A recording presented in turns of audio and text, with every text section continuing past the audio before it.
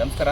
ಇವತ್ತು 31/7/2000 ಕರ್ನಾಟಕ ಸರ್ಕಾರದ ಆದೇಶದ ಮೇರೆಗೆ, ಮಾನ್ಯ ಮುಖ್ಯಮಂತ್ರಿಗಳ ಆದೇಶದ ಮೇರೆಗೆ ಮೈಸೂರಿನಿಂದ ವೈದ್ಯರ ತಂಡವನ್ನು ಇವತ್ತು ವಯನಾಡು ಕೇರಳಕ್ಕೆ ಕಳಿಸ್ಕೊಡ್ತಾ ಇದ್ದೀವಿ.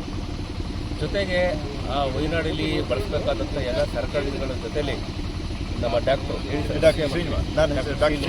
ಸೀನಿಯರ್ ಸರ್ಜನ್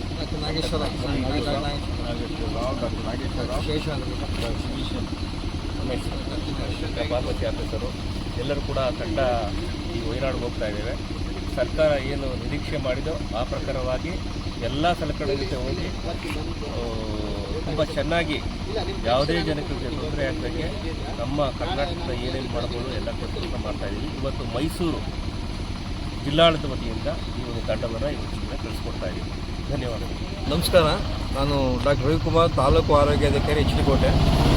ಸೊ ತಾವು ಮಾಧ್ಯಮದಲ್ಲಿ ನೋಡಿದಾಗೆ ಮೇಪಾಡು ವೈತ್ರಿ ತಾಲೂಕು ಕೇರಳದಲ್ಲಿ ಏನು ಭೂಕುಸಿತಾಗಿ ಹಲವಾರು ಸಾವು ನೋವುಗಳಾಗಿದೆ ಮತ್ತು ಇನ್ನೂ ಹಲವಾರು ಜನ ಸಂತ್ರಸ್ತರಿಗೆ ಚಿಕಿತ್ಸೆಯ ಅಗತ್ಯ ಇರ್ತದೆ.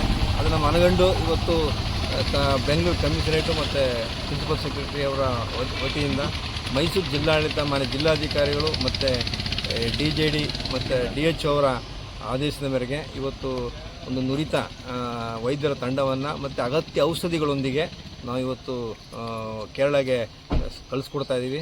ಸೊ ಈ ಒಂದು ತಂಡದಲ್ಲಿ ಡಾಕ್ಟರ್ ಶ್ರೀನಿವಾಸ್ ಸರ್ಜನ್ ಇದ್ದಾರೆ, ಡಾಕ್ಟರ್ ನಾಗೇಶ್ವರರಾವ್ ಫಿಸಿಷಿಯನ್ ಇದ್ದಾರೆ, ಮತ್ತು ಶೇಷಾದ್ರಿ ಅವರು ಆರ್ಮಿಲಿದ್ದಂಥ ವೈದ್ಯರು, ಮೆಡಿಕಲ್ ಆಫೀಸರು, ಮತ್ತು ಉಮೇಶ್ ಫಾರ್ಮಸಿ ಆಫೀಸರು, ಹೀಗೆ ಮತ್ತು ಅಗತ್ಯ ಔಷಧಿಗಳೊಂದಿಗೆ ಇವತ್ತು ತೆರಳುತ್ತಾ ಇದ್ದಾರೆ.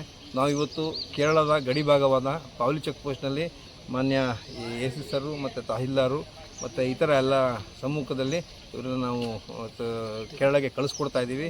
ನಾವು ತಾಲೂಕು ಆಡಳಿತ ಮತ್ತು ಜಿಲ್ಲಾಡಳಿತದಿಂದ ಎಲ್ಲ ಮುಂಜಾಗ್ರತಾ ಕ್ರಮಗಳನ್ನು ತಗೊಂಡಿದ್ದೀವಿ. ಇಲ್ಲಿ ಏನು ನೆರೆ ಸಂತ್ರಸ್ತರಿಗೆ ಏನೇನು ನಾವು ಪ್ರಿಪ್ರೇಷನ್ ಮಾಡ್ಕೋಬೇಕು ಅದೆಲ್ಲ ಮಾಡ್ಕೊಂಡಿದ್ದೀವಿ.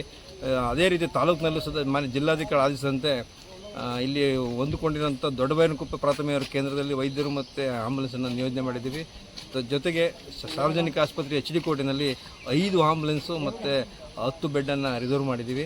ಸೊ ಈಗ ಜಿಲ್ಲಾಡಳಿತ ಏನು ಮಾರ್ಗದರ್ಶನ ನೀಡಿದೆ ಅದರ ಎಲ್ಲ ಪ್ರಕಾರ ನಾವು ಎಲ್ಲ ಮುಂಜಾಗ್ರತಾ ಕ್ರಮಗಳನ್ನು ಈಗ ನಾವು ತಗೊಂಡಿದ್ದೀವಿ. Thank you.